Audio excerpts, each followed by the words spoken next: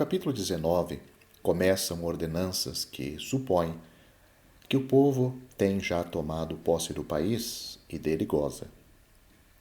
Ele devia observá-las a fim de que, seguindo-as, a terra não fosse imaculada e o povo andasse na força do Senhor.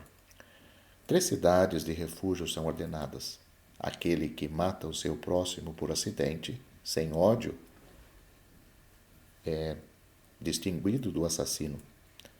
Princípios importantes quanto à sorte da nação judaica e que distingue entre aqueles que tomaram parte voluntariamente na morte do Senhor Jesus ou que a ela se juntaram de todo o seu coração e aqueles que o fizeram por ignorância. As ordenanças de justiça contra as falsas testemunhas são também dadas neste capítulo. No capítulo 20 temos as ordenanças relativas à guerra e no capítulo 21 encontramos 3 casos muito interessantes, como sendo princípios que se aplicam aos caminhos de Deus para com Israel, o caso do homem encontrado morto nos campos, o do filho da mulher aborrecida ou odiada e o filho rebelde. É preciso que a terra do Senhor seja guardada, seja mantida limpa, livre de imundícies. Israel deverá fazer esta confissão e libertar-se do sangue do Messias nos últimos dias.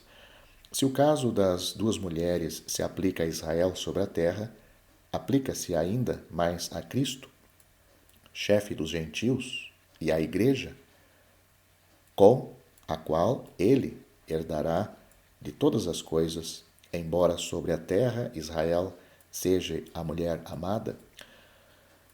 No entanto, Israel, como um filho rebelde sobre a antiga aliança, é condenado e cortado, enquanto que para os remidos a maldição da lei caiu sobre um outro. A aplicação dos últimos versos deste capítulo é demasiado conhecida dos leitores das Sagradas Escrituras para que haja necessidade de eu ali insistir. Este tema é tratado aqui do ponto de vista da mácula do país que o eterno Deus tinha dado em herança ao povo. A dureza de coração dos sacerdotes, aplicando este preceito nas circunstâncias da morte do Senhor Jesus, é espantosa, mas natural. Resumirei agora rapidamente os assuntos que temos percorrido desde o verso 18 do capítulo 16. Encontramos ali, pelo que respeita à autoridade, os meios empregados por Deus para manter o povo nos seus caminhos e no conhecimento da sua vontade, a fim de que ele, o povo, possa gozar e gozasse da terra em paz. Deviam ser estabelecidos juízes e magistrados e julgar com retidão. O sacerdote e o juiz, suscitado extraordinariamente, devia comunicar ao povo, em caso de necessidade, que era a sentença e a vontade de Deus. O povo devia obedecer-lhes. Se o povo desejasse ter um rei, são dadas as diretrizes para a sua conduta. São também dadas diretrizes para os levitas que se dedicassem ao serviço do Senhor no lugar que ele tivesse escolhido para a sua morada. O povo, desejando conhecer a vontade de Deus, não devia consultar adivinhos ou bruxos. O eterno Deus suscitaria um profeta. Em seguida, é providenciado para que a terra não seja maculada pelo sangue. Os anciãos das cidades deviam tomar conhecimento do fato, a fim de determinarem se o homicida tinha morto sem intenção ou premeditadamente. As cidades de refúgio apresentam um belo tipo do Estado de Israel quanto ao pecado de ter condenado à morte o Senhor Jesus, quer fosse por ignorância, assim como a graça de Deus o considera em relação àqueles que se arrependem, quer fosse conscientemente, e a perseverança em o rejeitarem será uma prova de que assim é. Tal é o princípio segundo o qual Deus os julgará.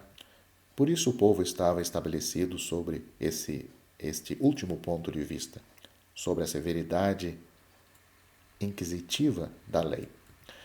No capítulo 20, é providenciado para que o gozo do país e a bênção de Deus, quer individual, quer em caso de conquista, não sejam interrompidos quando sobrevém uma guerra.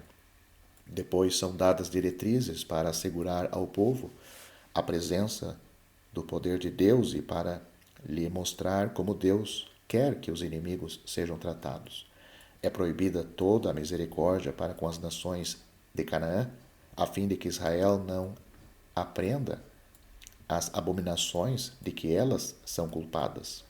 O capítulo 21 dá a conhecer um outro recurso para evitar que o país seja maculado pelo sangue, declarando, como noutras passagens, que a vida pertence a Deus e que Ele não fechará os olhos se atentarmos contra os seus direitos. Não podemos deixar de ver que o sangue de Cristo é, acima de tudo, o sangue de que Israel é aqui, capítulo 21, culpado. Ver o Salmo 51. E o sangue de Jesus é a única expiação pelo pecado que o verteu. Os antigos poderão alegar a sua ignorância do que foi feito. O mesmo sucederá com Israel. E é assim que Paulo alega a sua própria ignorância. No entanto, não há senão o sangue de uma novilha que nunca suportou o jugo que possa apagar o pecado. É por isso que a culpabilidade do sangue inocente será tirado de cima do povo. As diretrizes que se seguem são bem diretrizes práticas para Israel, mas parece-me conterem, ao mesmo tempo, alguns dos princípios de Deus para com seu povo. É por isso que Israel sobre a terra e a Igreja no céu têm sido, ambos, os verdadeiros primogênitos que Deus não quer desertar, e o filho rebelde representa também Israel na sua desobediência final a Deus.